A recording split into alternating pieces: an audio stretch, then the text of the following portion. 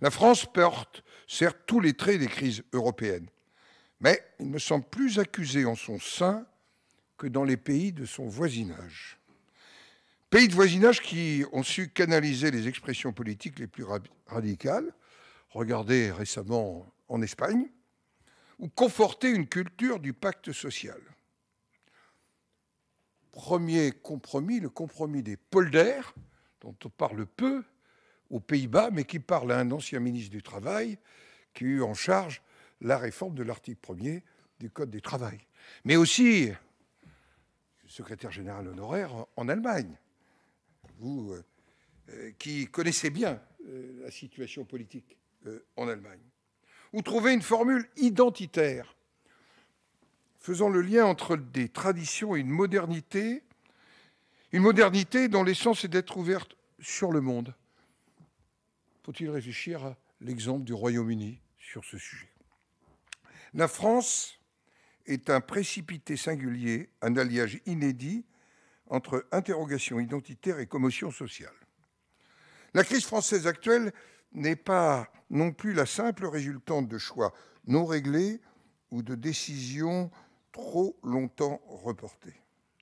Toute crise puise indéniablement ses racines dans le passé, mais elle ne se produit qu'à un moment donné et pas à un autre. Fermer les yeux sur ce moment, l'écarter d'un revers de main pour renvoyer les responsabilités à ses prédécesseurs, reviendrait à une forme d'aveuglement, c'est l'expression de Pierre Rosanvallon, et d'échec dans l'exercice du pouvoir.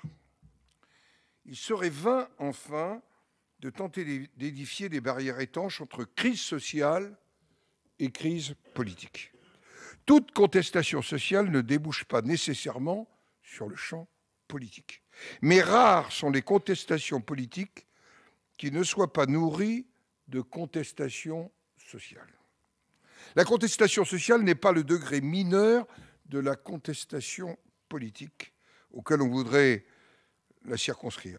Elle en devient l'une des expressions. C'est le glissement entre les deux phénomènes qui permet au mieux de saisir la portée de la crise française, bien au-delà de la question, naturellement cruciale, des retraites. Alors, crise politique, crise des institutions, crise démocratique, crise de régime, tout ceci avec des points d'interrogation. Je sais que parmi nos intervenants de ce soir, il existe des analyses différentes de la mienne, mais je crois que c'est l'intérêt de ce type de débat.